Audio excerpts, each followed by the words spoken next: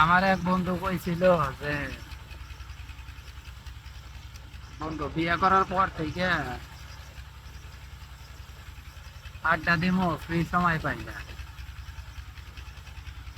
তখন আমি আমার বন্ধুরা কইছিলাম, আরে চুপ থাক, তোরা হচ্ছিস বইয়ের গোলাম, সেই জন্য বাড়ি থেকে বের হচ্ছে।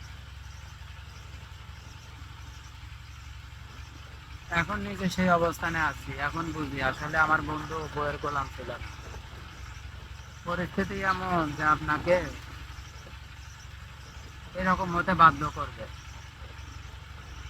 যেমন দেখেন, এই যে সারাদিন চাতালে এগুলো শুকাইয়া বস্তা বইরা বসে আছে। পুরুষ মানুষ